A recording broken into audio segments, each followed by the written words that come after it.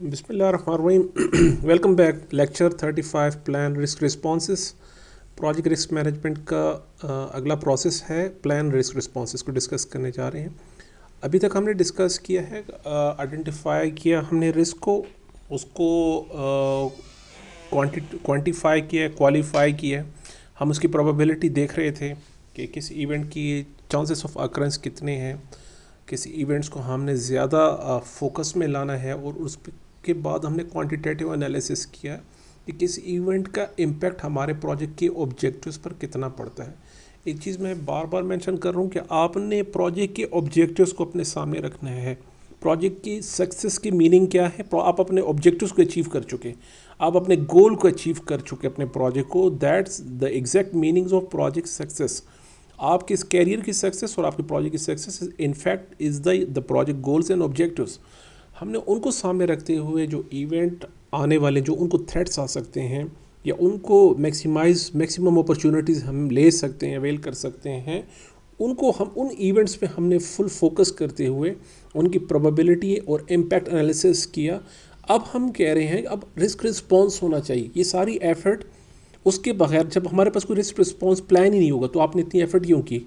हमने प्रोबेबिलिटी के लिए काफ़ी टाइम वेस्ट किया, हमने इम्पैक्ट एनालिसिस में काफ़ी टाइम वेस्ट किया, अपने काफ़ी इन्वेस्टमेंट की, कंसल्टेंट को हायर किया।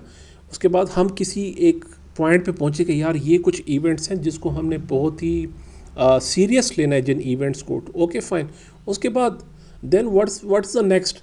अब आपके पास कोई रिस्पॉन्स प्लान होना चाहिए। तो उसके लिए जो इनपुट टूल टेक्निक आउटपुट्स हैं, उसके जो मेजर पॉइंट्स हैं वो हम यहाँ डिस्कस करने जा रहे हैं। देखिए, हमारे पास दो चीज़ें, जैसे मैंने आपको बताया था प्रोजेक्ट मैनेजमेंट की इनकी डेफिनेशन, पीएमआई की डेफिनेशन के मुताबिक रिस्क वो इवेंट्स हैं जिनको दो सेक्शन में या दो कैटेगरी में डिवाइड किया जा सकता है। एक को हम कहते हैं अपॉर्चुनिटीज़, एक को हम कहते हैं थ्रेट्स। दो चीज़ें हैं, एक थ्रेट्स है, एक अपॉर्चुनिटी है। हमने ये कोशिश करनी है कि जितने भी थ्रेट्स हैं किसी भी तरह उनको मिनिमाइज़ करना है बिफोर दे हैपन। हमने अपने प्रोजेक्ट मैनेजमेंट प्लान को रिवाइज करना है, पीछे जाना है, दोबारा से जो थ्रेट्स आइडेंटिफाई हुए हैं इस लेवल पर उनको मिनिमाइज़ करना है। जो अपॉर्चुनिटीज़ हमारे सामने हो सकती थी, वापस जाके अगेन स्कोप मैनेजमेंट में, कॉस्ट मैनेजमेंट में, स्केजूल मैनेजमेंट में, क्वालिटी मैनेजमेंट में, उन सबको रिवाइज कीजिए और फाइंड आउट कीजिए कहाँ कहाँ से हमें अपॉर्चुनिटी मिल रही हैं, हम अवेल कर सकते हैं। Do something to make sure the opportunities happen.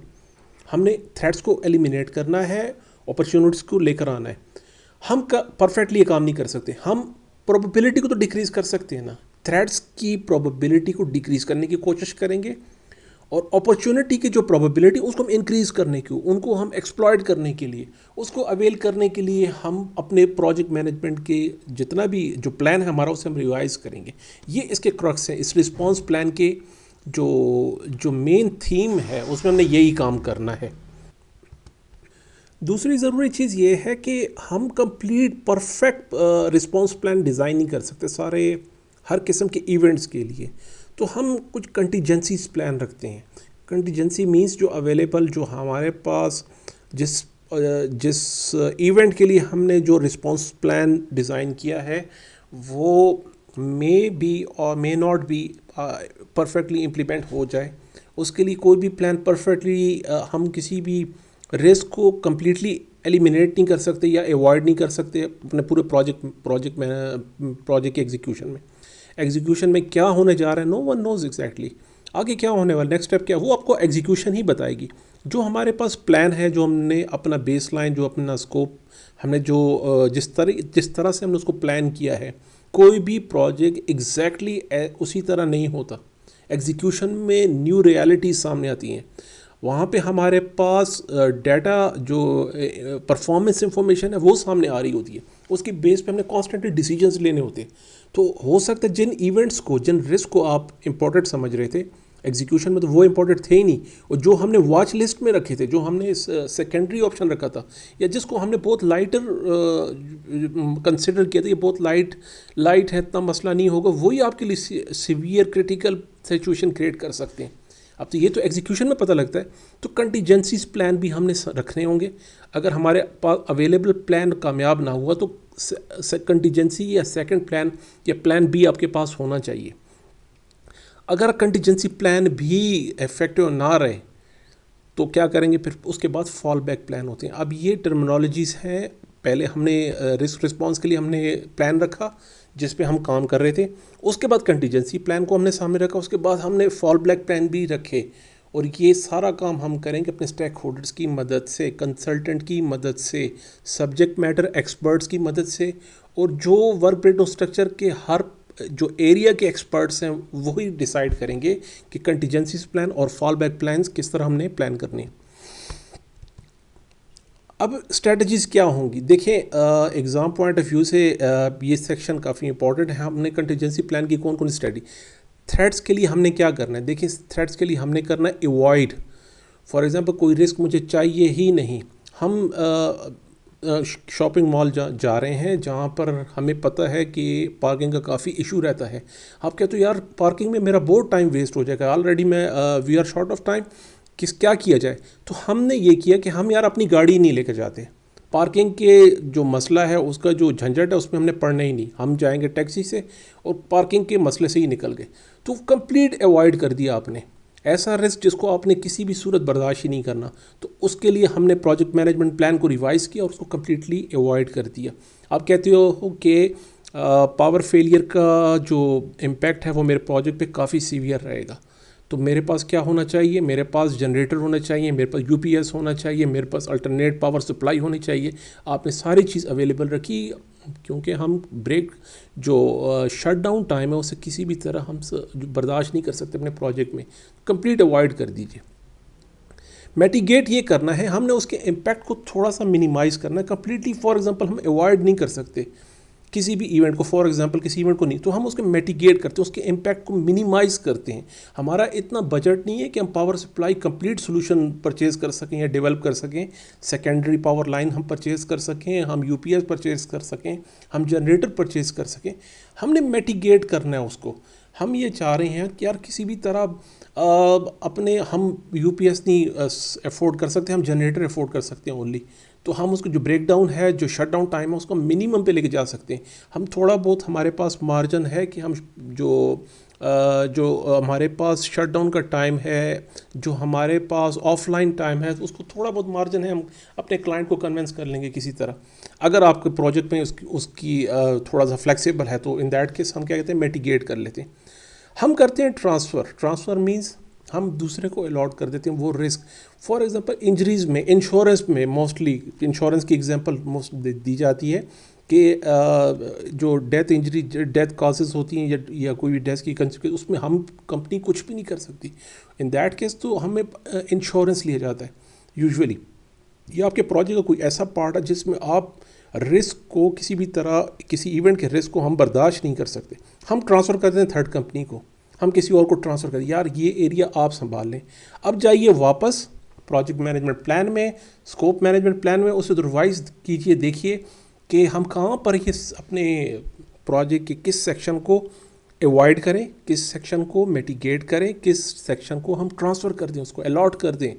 ये स्ट्रेटजी डिफ़ाइन की जाती है सिर्फ थ्रेड्स के लिए। हम थ्रेड्स की बात कर रहे हैं। अपॉर्चुनिटीज़ के लिए क्या करना है? ऐसे बहुत सारे इवेंट्स हमारी नज़र में आ गए अब इस स्टेज पर कि हमारे पास अपॉर्चुनिटीज़ भी हैं यार, जिसको हम अवेल कर सकते हैं। एक्सप्लॉइट है is the reverse of avoidance का।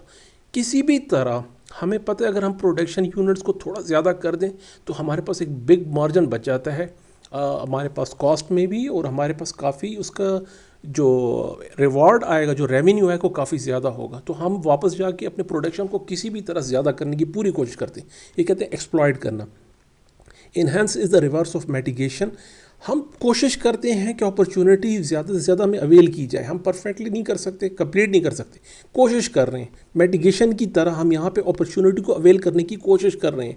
हम मैक्सिमम जो प्रोजेक्ट, हमें जो 12 महीने का प्रोजेक्ट है, हमें टारगेट है 10 महीने में कवर करने का। 10 में नहीं हो रहा तो चले 11 पे पूरी कोशिश कर लेते यार। 11 पे कोशिश कर लो कि 11 मंथ में वो काम कंप्लीट हो जाए। 12 तो आपकी कमिटमेंट हुई है, तो अगर जितना आप अर्ली उसको कंप्लीट करेंगे आपको उतना उसके बेनिफिट्स और उसको जो है कंपनसेशन आपको दी जाएगी उसके रिवार्ड में। तो इन्हेंस में हम ये काम करते हैं। शेयर में ये करते हैं कि ये है रिवर्स ट्रांसफ़र का। कंप्लीट हमारी टीम इतनी कॉम्पिटेंट नहीं है, हम दूसरी टीम के साथ मिलकर किसी अपॉर्चुनिटी को अचीव करने की पूरी कोशिश करते हैं, अपनी अपॉर्चुनिटीज़ को। दूसरी चीज़ जिसको जॉइंट वेंचर भी कहा जाता है, अक्सर बुक्स में जॉइंट वेंचर का वर्ड यूज़ किया जाता है। तो यहाँ पे हम शेयर करते हैं किसी दूसरे एंटिटी के साथ अपॉर्चुनिटी को अवेल करने के लिए। अब वो स्ट्रेटजी जो थ्रेट्स और अपॉर्चुनिटी दोनों के लिए यूज़ करिए। देखिए, एस्केलेशन ये होता है कि जब आपके हाथ से बात निकल गई, आप है प्रोजेक्ट मैनेजर, आपसे ऊपर है प्रोग्राम मैनेजर, उससे ऊपर है पोर्टफोलियो मैनेजर। अगर आप देखते हैं कोई अपॉर्चुनिटी अवेल करने में प्रोग्राम मैनेजर या पोर्टफोलियो मैनेजर आपकी मदद कर सकता है, तो फ़ौरन एस्केलेशन पे चले जाइए, बात को उन तक बढ़ाइए। अगर आप किसी भी थ्रेट्स को अवॉइड या मिटिगेट या ट्रांसफ़र करने चाहते हैं with the help of your program manager और your portfolio manager, in that case we go to this strategy escalate. आगे अपनी लिमिट से आगे निकल जाएं। यार, वो लोग मिलकर मेरी मदद कर सकते हैं, आपका प्रोजेक्ट स्पॉन्सर आपकी हेल्प कर सकता है, तो वहाँ पर जाइए, उस तक पूरी कोशिश करें। लेकिन जहाँ तक as far as our project is concern, आपने अपने प्रोजेक्ट को खुद ही संभालना है, उसके थ्रेड्स और अपॉर्चुनिटीज़ को। लेकिन कोई ऐसी चीज़ जो आपके प्रोग्राम मैनेजर या पोर्टफोलियो मैनेजर या आपके स्पॉन्सर के स्कोप में और या उस एरिया में आ रहा है, तो आप उसको भी यूज़ कर सकते हैं। एक्सेप्ट होता है दोनों अपॉर्चुनिटी में, दोनों केसेस में, थ्रेट्स और अपॉर्चुनिटी दोनों में हम ये कहते हैं देखी जाएगी। ये वो एटीट्यूड है जिससे हम कहते हैं थ्रेट्स जब क्या पता होता है या नहीं होता, मोस्टली जो देखने में आता है, यार अपॉर्चुनिटी कोशिश करते हैं अगर अवेल कर दें, हमारे पास कोई स्ट्रेटजी नहीं है, हम इसे कहते हैं देखी जाएगी, यारों को जो होगा देखा जाएगा। वो थ्रेट्स के लिए भी, वो अपॉर्चुनिटी के लिए भी है। देखें, हमारी स्ट्रेटजी एक तो कुछ की पॉइंट्स हैं। अब जब भी आप strategy exam point of view से भी आपको टेस्ट किया जाएगा, इसमें वो पूछने की ये कोशिश कर रहा है कि जो स्ट्रेटजीज़ हैं ये टाइमली होना चाहिए। जिस वक्त आप प्लान कर रहे थे, वो वहीं पे आपको डिसाइड करना था कि ये आपने इंश्योरेंस परचेज़ करनी है कि नहीं करनी। इंश्योरेंस की सब्सक्रिप्शन डेफिनेटली कॉस्टली होती है, मिटिगेशन की स्ट्रेटजी डेफिनेटली कॉस्टली होगी, अवॉइडेंस पे definitely time and money invest करनी पड़ेगी इसमें। तो वो आपको उसी टाइम देखना पड़ेगा कि आपके पास इतना मार्जिन है या नहीं है। एक बात तो ये है। दूसरी की पॉइंट ये है, देखें, एक और इम्पोर्टेंट पॉइंट पे नज़र रखें कि आपने रिस्क इवेंट्स पे बहुत ज़्यादा टाइम नहीं लगाना। ये रिस्क है, हम सिर्फ ये देख रहे हैं कि ये प्रोबेबिलिटी, ये हो सकता है, हम ये समझने की कोशिश करने की चाह रहे हैं, हमें ये लगता है ये इवेंट हो सकता है, तो उसके ऊपर इतना टाइम ना इन्वेस्ट कीजिए। आप, हमारी नज़र होनी चाहिए प्रोजेक्ट के इम्पैक्ट पर, किसी भी रिस्क का इम्पैक्ट कितना पड़ेगा मेरे प्रोजेक्ट पे। जो सीवियर एरिया है, जो ख़ास इवेंट्स हैं या बहुत सेंसिटिव इवेंट्स हैं जो मेरे प्रोजेक्ट को डायरेक्टली इम्पैक्ट करेंगे, मेरे प्रोजेक्ट के ऑब्जेक्टिव्स को, उन पे ज़रूर टाइम और मनी ज़रूर इन्वेस्ट कीजिए। एक बात, जो चीज़ आपके प्रोजेक्ट के ऑब्जेक्टिव्स को डायरेक्टली इम्पैक्ट नहीं कर रहा, इनडायरेक्टली कुछ एरियाज़ को, कुछ पार्ट को इम्पैक्ट कर रहा है, तो उसको लो कैटेगरी में, उसकी सिविरिटी आप मीडियम से भी नीचे ले आइए उसको। जब हम क्वालिटेटिव रिस्क असेसमेंट कर रहे हैं, उस वक्त उन रिस्क को हम उस एरिया में लेकर आएँ जो लो या मीडियम लेवल पे, जो मेरे ऑब्जेक्टिव्स को, जैसे हमने डिस्कस किए पीछे, तो उन इवेंट्स को ज़्यादा टाइम मत दीजिए, उनको दीजिए जो आपके प्रोजेक्ट के ऑब्जेक्टिव्स और गोल को डायरेक्ट इम्पैक्ट कर रहे हैं। अच्छा, अगली चीज़ क्या चीज़ है, देखें, मल्टीपल रिस्पॉन्सेस हो सकते हैं, या हम ये कहना चाह रहे हैं यार किसी एक रिस्क के लिए हम मल्टीपल रिस्पॉन्स डिज़ाइन कर सकते हैं। एक ऐसा रिस्क है जिसके लिए मैं अवॉइडेंस पे भी काम कर रहा हूँ, मिटिगेशन पे भी कर रहा हूँ, ट्रांसफर पे। Is it possible? Yes, exactly, it is possible. Exam में भी क्वेश्चन आ सकता है कि क्या आप one response can be addressed more than one risk. एक रिस्क पे आपने बहुत सारे रिस्पॉन्सेस यूज़ के लिए, मोर देन वन रिस्क के लिए हम एक रिस्पॉन्स को मोर देन वन रिस्क के लिए भी यूज़ कर सकते हैं। इसका ये मतलब है, ये मैं कहना चाह रहा हूँ। दूसरी चीज़ क्या कह रहा है, more than one response can be address the same risk. Exactly, ये बात भी याद रखिए। एक रिस्क के लिए हम मल्टीपल रिस्पॉन्स भी रख सकते हैं, एक रिस्क के लिए मल्टीपल रिस्पॉन्स भी हो सकते हैं, और जो एक रिस्पॉन्स हो वो मल्टीपल रिस्क के लिए भी काम कर सकता है। एक ही रिस्पॉन्स, ये आपके ऊपर डिपेंड करता है, आपके प्रोजेक्ट की नेचर पर। आप मल्टीपल रिस्पॉन्सेज रखिए एक रिस्क के लिए, या मल्टीपल रिस्क के लिए एक ही रिस्पॉन्स रख लें, ये डिपेंड कर रहा है आप पर। और हमने कोशिश पूरी करनी है कि जो रिस्क का रूट कॉज है उसको एड्रेस करने की कोशिश कीजिएगा। कि उसके बाद एक रिस्क की वजह से जो सेकेंडरी रिस्क आ रहा है या रेजिडुअल रिस्क आ रहा है उसको भी एड्रेस करना चाहिए, उसको भी हमने एड्रेस करना है। तो एक कंप्रिहेंसिव सोल्यूशन की तरफ जाएंगे हम। देखिए ये बात मत भूलिएगा कि रिस्क मैनेजमेंट में अपनी टीम को, स्टेक होल्डर्स को, एक्सपर्ट्स को, सबको इन्वॉल्व कीजिए। जैसे मैं शुरू से मेंशन कर रहा हूँ, एग्ज़ाम में भी ये आपसे मुख्तलिफ एंगल से क्वेश्चन पूछे जाते हैं कि आपने उनको अपने प्रोजेक्ट रिस्क मैनेजमेंट में इन्वॉल्व किया है या नहीं किया। आउटपुट क्या आ रहा है इसमें, हमारे पास अपडेट्स होंगी प्रोजेक्ट मैनेजमेंट। जैसे मैं बार बार बता रहा हूँ, अब रिस्पॉन्स आपने डिज़ाइन करने के लिए कहाँ जाना पड़ेगा, प्रोजेक्ट मैनेजमेंट प्लान। इसको मैं अभी ग्राफिकली भी प्रेजेंट समझाने की कोशिश करता हूँ। इसमें हमारे पास अब क्या नई चीज़ें आएंगी, अपडेट्स क्या आएंगी। रेजिडुअल रिस्क वो होते हैं जो हमारे पास रिस्क के बाद भी दूसरा अल्टरनेट रिस्क रह जाता है। आपने जनरेटर का सोल्यूशन रखा अपने पावर सप्लाई के लिए, जनरेटर के साथ कितने रिस्क अटैच हो गए अब उस पर देखना पड़ेगा। यार जनरेटर के लिए फ्यूल चाहिए होता है, जनरेटर को स्टार्ट करने के लिए बंदा चाहिए होता है, जनरेटर को रखें कितने, उसकी वोल्टेज मेंटेनेंस के लिए अलग से इक्विपमेंट परचेज करना पड़ेगा, उसकी अलग कहानी शुरू हो जाएगी। फिर आपने पावर सप्लाई, पावर सोल्यूशन में जनरेटर की तरफ आ गए तो उसके अंदर भी मुख्तलिफ अभी रिस्क निकल आते हैं। तो रेजिडुअल जो रिस्क हैं वो हमने आइडेंटिफाई करने, कंटीजेंसीज प्लान करते हैं। इन केस आपका जनरेटर काम ना किया तो फिर आपके पास कोई कंटीजेंसी प्लान है, इन केस जनरेटर भी ख़राब हो सकते हैं तो कंटीजेंसी प्लान है। तो फॉल बैक प्लान, उसके बाद आपने एक और प्लान किया, उसके बाद भी कोई दूसरा सोल्यूशन है आपके पास। इस रिस्क का ओनर कौन होगा, सेकेंडरी रिस्क कौन से होंगे। जैसे मैंने बताया कि एक रिस्क दूसरे रिस्क को अगर इंट्रोड्यूस करता है उसे हम सेकेंडरी भी कहते हैं। रिस्क ट्रिगर्स क्या रहेंगे, कॉन्ट्रैक्ट्स को अपडेट करेंगे। देखें कॉन्ट्रैक्ट्स में देखें, जैसे मैंने बताया था, जहाँ पे हम ट्रांसफ़र मिटिगेशन की बात कर रहे हैं, ट्रांसफ़र मिटिगेशन की बात कर रहे हैं, ये हमेशा कॉन्ट्रैक्ट साइन करने से पहले ये काम करना है आपने। एक दफ़ा कॉन्ट्रैक्ट साइन हो गए तो आप ये अपनी ये अपॉर्चुनिटी आपने यहीं पे लूज़ कर दी, आपका यहीं पे एक बड़ा लॉस हो गया कि आपके कॉन्ट्रैक्ट्स पहले साइन हुए थे, रिस्क मैनेजमेंट से के बाद नहीं हुए थे। रिस्क मैनेजमेंट कंप्लीट होने से पहले ही आपने कॉन्ट्रैक्ट साइन कर दिया। We are in loss situation. Win win situation यही है कि आप पहले अपना रिस्क मैनेजमेंट कंप्लीट कीजिए, वहाँ से आइडेंटिफाई कीजिए कौन कौन सी चीज़ें मैं अपने सप्लायर या अपने वेंडर्स की तरफ से, अपने थर्ड पार्टी की तरफ ट्रांसफ़र कर सकता हूँ, या जहाँ उनके थ्रू हम मिटिगेट कर सकते हैं, या उनसे कोई अपॉर्चुनिटीज़ या कुछ कॉन्ट्रैक्ट को ऐसे लिखा जाए जिसमें वो अपॉर्चुनिटीज़ को इन्हेंस कर सकें। कुछ वो काम कर रहे हैं, कुछ हम काम कर रहे हैं, तो कॉन्ट्रैक्ट्स को मत भूलिएगा। नेक्स्ट चैप्टर जो है प्रोक्योरमेंट मैनेजमेंट, उसमें भी डिस्कस करेंगे। रिजर्व्स हैं, कंटीजेंसीज कैसे रखेंगे, ये इंपॉर्टेंट क्वेश्चन है। इसको समझाने के लिए देखिए मैं आपको यहाँ समझाता हूँ, काफ़ी अच्छी एग्जांपल है। एक्टिविटीज़ रखी हमने, वर्क ब्रेकडाउन स्ट्रक्चर का सबसे बॉटम लेवल एक्टिविटीज़ जिनके साथ कॉस्ट अटैच है। यहाँ से देखिए वर्क पैकेज पे हमने सारी एक्टिविटीज़ को सम अप किए, ऊपर आए, देखिए simple work packages, WP work packages आ गए। वर्क पैकेजेस को हमने सम अप किया कंट्रोल अकाउंट पे, जैसे वर्क ब्रेकडाउन स्ट्रक्चर चल रहा है उसी तरह लेकर आए। प्रोजेक्ट एस्टीमेट आ गया इस लेवल पर, इन सब को हमने सम अप किया। ये अमाउंट कंटीजेंसी रिजर्व की रहेगी। अब ये कंटीजेंसी रिजर्व $105, 105, ये कहाँ से आए, क्वेश्चन इज़ दैट।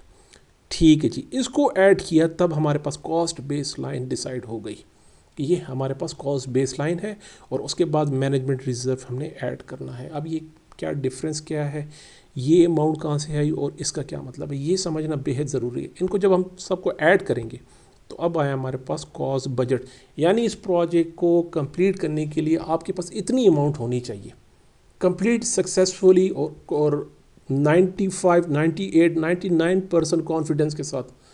आपको कॉन्फिडेंस लेवल भी हाई है कि अगर इतनी अमाउंट हो तो हम इस प्रोजेक्ट में आने वाले अप्स एंड डाउन्स को मैनेज कर सकते हैं। तो चलते हैं इस जगह पे कंटीजेंसी रिजर्व्स हमने कैसे कैलकुलेट की। कुछ हमारे पास अपॉर्चुनिटीज़, कुछ हमारे पास थ्रेट्स। जो चीज़ अपॉर्चुनिटी है सिंपल उसको हमने ऐड करना है, अपॉर्चुनिटीज़ को माइनस करेंगे, जो और थ्रेट्स हैं उसको हमने ऐड करना है। ये क्या कह रहा है, 30% opportunity of delay in receipt of parts which cause the project इतना, 30% चांसेस है कि कुछ पार्ट हमारे डिले हो जाएंगे जिसमें इतनी कॉस्ट, इतना फ़ाइन हमारे प्रोजेक्ट को हो सकता है। चलें जी, 30% इतना लॉस, तो 30% of this amount is this. तो ये थ्रेट है हमारे पास, हमने कैलकुलेट किया, जैसे हमने कहा एक्सपेक्टेड मॉनेटरी वैल्यू फाइंड की, ये वैल्यू आ गई। 20% probability that parts will cost इतना लेस देन एक्सपेक्टेड।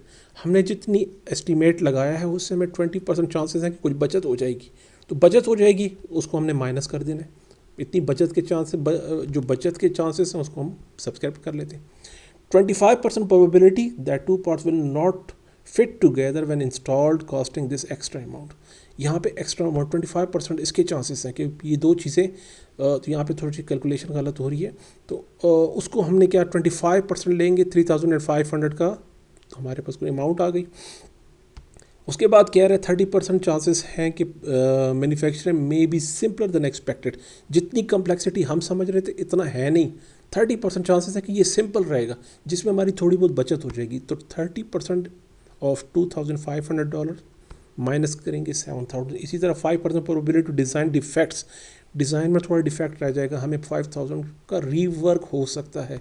तो 5% of, I don't know if I this happen, यहाँ पे क्यों आ गया 5% है, तो हम उसे देख लीजिएगा 5% का कितना आया। 5000 का 5% 2250 देख लेते हैं इसको, तो ये हमारे पास कॉज हो जाएगा, मतलब माइनस हमारे थ्रेड्स की अमाउंट हो जाएगी। तो जब हम इसमें प्लस माइनस इन सारे इवेंट्स को करते हैं तो हमारे पास 1075 का कंटीजेंसी, यहाँ पे एग्जांपल में 105 आ रहा है, लेकिन ये हम जब हम सम अप करते हैं प्लस माइनस, ये जो कॉन्सेप्ट मैं आपको समझाना चाह रहा हूँ वो बात आपको समझ आ गई है। जितने थ्रेड्स हैं एक्सपेक्टेड मॉनेटरी वैल्यू वहाँ से उनकी निकालिए, जो अपॉर्चुनिटीज़ है उसको साथ में माइनस कीजिए। पीएमआई हमें कहता है थ्रेड्स तो आपने देख लिए, अपॉर्चुनिटीज़ को भी मत छोड़िए ना। डेफिनेटली एग्जीक्यूशन में, प्रोजेक्ट मैनेजमेंट प्लान में आपके पास मार्जिन रहेगा कुछ अच्छा रहने का भी। काफ़ी लोगों को ये समझाना मुझे काफ़ी मुश्किल हो जाता है, वो एक्सेप्ट ही नहीं करते इस बात को कि ये सर थ्रेड्स के अंदर अपॉर्चुनिटी का क्या काम है। देखिए पीएमआई की अप्रोच बिल्कुल डिफरेंट है। हम यहाँ पे जब ये प्लान बना रहे हैं, कॉस्ट जो प्रोजेक्ट बजट बना रहे हैं, इसमें आपने जब रिज़र्व की बात आती है, आप ये कह रहे हैं कि मेरे साथ कुछ बुरा हो सकता है, तो मैनेजमेंट ये कहती कुछ अच्छा भी तो हो सकता है। पिछले प्रोजेक्ट में आप देख लीजिए, प्रीवियस रिकॉर्ड आपके सामने है, प्रीवियस एक्सपीरियंस आपके सामने है, लेसन लर्न आपके सामने है, ज़रूर कुछ अच्छा भी होता है एक्सपर्टीज़ के साथ। डेफिनेटली आप लेस एक्सपीरियंस डेवलपर्स को रखिए और दूसरी तरफ काफ़ी एक्सपर्ट और अच्छे लेवल के डेवलपर्स को रखिए, डिफरेंस आपके सामने आ जाएगा। आप जो वीक और जो लेस कॉम्पिटेंट डेवलपर्स हैं उनकी परफॉर्मेंस देखिएगा आपके प्रोजेक्ट में वो क्या करते हैं, और एक्सपर्ट और कॉम्पिटेंट लेवल डेवलपर्स देखिए वो आपको आपके प्रोजेक्ट को कहाँ से कहाँ पहुँचाते हैं। ये very obvious, this is very obvious, ये चीज़ ये बहुत वाज़ेह सी बात है। तो हमने अपने प्रोजेक्ट में थ्रेट्स के साथ साथ अपॉर्चुनिटीज़ को भी लेकर चलना है, क्योंकि ये एक परसेप्शन है, ये हम एक एनालिसिस कर रहे हैं। इसको हम एक तरह से हम कह रहे हैं यार ये एजुकेटेड गेस हो रहा है कि यार ये पीछे भी ऐसा हुआ है तो इस मेरे प्रोजेक्ट में भी ऐसा हो सकता है। तो उन सब को सम अप करके हमने कंटीजेंसी रिजर्व को ऐड किया और अब आपके पास कॉस्ट बेस लाइन ये रह गई। अब यहाँ पे समझने वाली बात देखिए, ज़रूरी बात यह है कंटीजेंसी रिज़र्व जिन इवेंट्स के लिए आपने रखे हैं सिर्फ उसी में इस्तेमाल होंगे, इसको आपने और पर्पज़ के लिए यूज़ नहीं करना। फिर ये चीज़ भी याद रखिएगा, जो इवेंट्स आपने आइडेंटिफाई किए हैं, जो अमाउंट आपने रखी है, जिस बेस पे आपने ये अमाउंट उठाई है, आपने उसी में ही इस्तेमाल करने हैं, उसके बाद नहीं। अगर फिर क्वेश्चन ये है कि हमारे पास फॉल बैक प्लान जो है, हमारे पास जो कंटीजेंसीज प्लान है, उसके लिए हम कहाँ से अमाउंट लेकर आएंगे। फॉर एग्जांपल ये इवेंट्स नहीं आते सामने, कोई और इवेंट आ गए जिसको हम हमारे वहम गुमान में भी नहीं था, उसके लिए आप मैनेजमेंट रिजर्व्स यूज़ कर सकते हैं। लेकिन यहाँ पर जो अथॉरिटी है वो प्रोजेक्ट मैनेजर के पास नहीं है, मैनेजमेंट के पास है।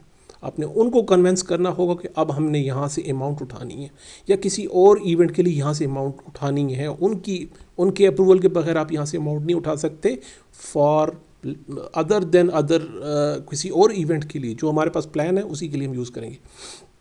इसके बाद आपने सारा मैनेजमेंट से, उनकी अप्रूवल से हमने मैनेजमेंट रिजर्व्स यूज़ करने हैं, लेकिन इसके लिए जो रिस्क हमने आइडेंटिफाई किए उसी में इस्तेमाल करेंगे ये अमाउंट। अब देखिए इसको हम समराइज करते हैं। आइडेंटिफाई हमने किए रिस्क, देखिए कुछ को हमने शॉर्ट लिस्ट किया, कुछ को हमने वॉच लिस्ट पे रखा कि हमें सिर्फ वॉच लिस्ट पे चाहिए। जो हमने शॉर्ट लिस्ट किए उसमें कुछ थे अवॉइड करना और कुछ को हमने एक्सप्लॉइट करना, अपॉर्चुनिटीज़ को एक्सप्लॉइट कर रहे हैं, थ्रेट्स को यार ये मुझे नहीं चाहिए, हर सूरत में ये रिस्क ख़त्म करो। वापस जाइए अपने प्रोजेक्ट मैंने प्लान को, उस थ्रेट्स को, अपॉर्चुनिटीज़ को उसी तरह एडजस्ट कीजिए। अगर एक्सप्लॉयड और अवॉइड करना है डेफिनेटली आपको प्लान रिवाइज करना पड़ेगा। एक्सेप्ट करने की दो टाइप्स हैं, एक है एक्टिव एक्सेप्टेंस और एक है पैसिव एक्सेप्टेंस। मैं कह रहा हूँ अगर ये हैपन हुआ तो हम उसके लिए डेफिनेटली वो कंटीजेंसी प्लान मैंने रखा हुआ है, अगर ये हैपन हुआ तो, अदरवाइज देखी जाएगी। और कुछ इवेंट ऐसे हैं जिसकी हम प्रोबेबिलिटी एनालिसिस कर रहे हैं, क्वांटिटेटिव क्वालिटेटिव एनालिसिस कर रहे हैं, यार इनकी ज़रा इम्पैक्ट देखिए, प्रोबेबिलिटी देखिए, ठीक है। उसके बाद सेकेंडरी रिस्क और रेजिडुअल रिस्क उठाइए, उसको लिया हमने।